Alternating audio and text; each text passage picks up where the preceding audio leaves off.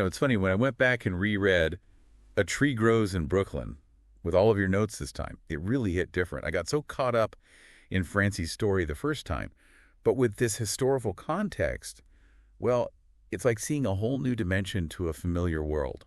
It's amazing what a good novel can do, right? To be both a captivating story and like a time machine to a very specific place. And A Tree Grows in Brooklyn really nails the experience of early 20th century immigrant life, especially for the Irish in Brooklyn. For sure. And something you said in your notes really stuck with me about how these big societal forces end up shaping us as individuals. And Smith doesn't sugarcoat anything, does she? Those struggles the Nolans faced, that was just reality for so many back then. Absolutely, yeah. Their experience with poverty was far from unique. In fact, you could say it was a defining characteristic of that time and place, especially for immigrant communities. And the way Smith uses these really vivid details to bring it all to life, like those parts about Katie using stale bread in her recipes, you can practically taste the struggle to make ends meet. Right. And remember how important that Saturday penny candy was for Francie and Neely. It wasn't just a sweet treat, it was this rare indulgence in a world where every single penny had to be stretched. Those details, they make you connect with the characters on such a deep level. But here's something I find fascinating. Even with all that poverty, there's also this incredible resilience. Oh, absolutely. What's that saying? What doesn't kill you makes you stronger. I think of Katie, so fiercely protective of her children, even when she has almost nothing to give. Exactly. And remember when Francie finds that sense of ownership over their apartment number? It's like finding hope in the most unexpected places. You mentioned you love those aha moments. Well, that was one for me. It really is. And it makes me think about the complex family dynamics we see, which, you were curious about. Let's talk about Johnny, Francie's dad. He's such a mix of charm and flaws. It's captivating. Oh, for sure. Every generation has their Johnny, right? Yeah. But those flaws, his drinking clearly takes a huge toll on the entire family. Right, it does. And this is where understanding the historical context is so important. Remember Katie's dream of owning land? That wasn't just some random aspiration. Back then, owning land, it represented this escape from poverty. It was huge. It's almost like she's clinging to this impossible dream, even as life seems determined to keep her down. And it's so striking when you contrast her with Sissy, who bursts into every scene like this breath of fresh air, almost rebellious. Exactly. You have Katie clinging to this dream, and Sissy just throws societal expectations out the window. She shows a totally different way to be a woman at that time. She's bold, impulsive, and her views on, let's just say, relationships and sexuality, kind of scandalous for the early 1900s. But there's no judgment from Smith. It's fascinating. Right. Sissy makes you question those societal norms and how there's no one right way to be a woman, especially back then. And speaking of strong women, Francie's whole experience with education, it really stood out to me. Talk about challenging expectations. Oh, absolutely. You mentioned wanting to understand the immigrant experience more deeply. Well, for so many immigrant families, education, it was the golden ticket. The path to a better life, to break free from poverty. And Francie, she just dives right in head first. Remember those scenes in the library in Miss Gardner's class? You can feel her yearning for knowledge. She's such a curious soul. It's like for her, education wasn't just about memorizing facts. It was about expanding her world, getting a taste of different perspectives. Except maybe when it comes to Miss Gardner herself, right?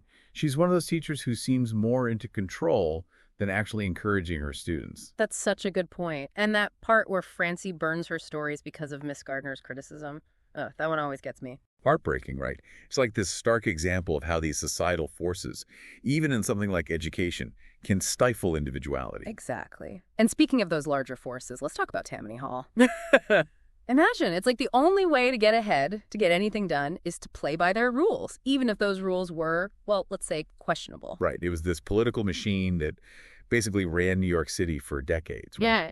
And Smith doesn't shy away from showing how that system could be pretty corrupt. Not at all. Tammany Hall had immense power, and they often used it in ways that weren't exactly, shall we say, by the book. Patronage, influencing elections. It was a system full of shady dealings. It's like, for families like the Nolans, playing that game was just a part of life. And it makes it all the more heartbreaking when you realize how much the odds were stacked against them. It adds this whole other layer, doesn't it? It wasn't just their own struggles. They were up against this whole system that wasn't really designed to help them. It's like those scenes with the yearly Tammany Hall picnics. Like on the surface, it's all fun and games and community, but underneath, you can feel this sense of obligation, of owing favors. Oh, for sure.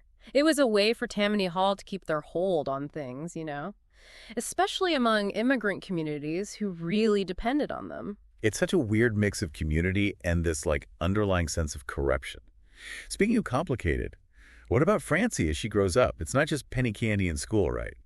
She sees some pretty rough stuff too. And I think that's what makes her so relatable. It's those universal challenges of growing up. First love, figuring out who you are, facing the harsh realities of the world. And for her, it's all happening in this really tough environment. Right. Like that scene where Joanna gets stoned. Brutal, right. Yeah. But it's also like this turning point for Francie. You can see her understanding of human nature changing. Yeah, it's like she's forced to confront just how cruel people can be, and not just strangers, but people she actually knows from her own community. Heavy stuff for a young girl to deal with. No kidding. And then that part where she runs into the murderer in the hallway. Talk about a life-altering moment. That scene is so powerful and makes you rethink those simple ideas we have about good and bad, you know? Here's Francie, face to face with something terrifying. But then there's this little bit of understanding, even empathy, that creeps in. It's like she's starting to see that life isn't so black and white. Exactly. She's realizing there's nuance to it all. And that realization, you see it play out in how she sees men, too. Totally. Think about Ben Blake. He represents stability, the right kind of guy a girl from her background was supposed to want. But then you have Lee Reinor, who's this exciting, passionate guy representing a whole world outside of everything Francie knows. That whole push and pull between playing it safe and taking a chance on something exciting, I feel like everyone can relate to that. Those choices, they really shape who we become. So true. And Smith doesn't give us easy answers, does she? She lets Francie find her own way, even if it's messy. And that's what makes the book so powerful. And it's not just her own life, right? The whole world around her is changing, too. Remember how you talked about World War I and its impact? That really got me thinking. Yeah, it's easy to gloss over those little details when you're caught up in the story. But they matter. The war, it was this constant presence. You can't escape it. I loved that detail about the conversations at the saloon changing, how they go from neighborhood gossip to all of a sudden everyone's talking about the war. You realize how much it affected everyday life, even in small ways. It reminds us that even when we're dealing with our own problems, there are these huge things happening in the world that influence us all.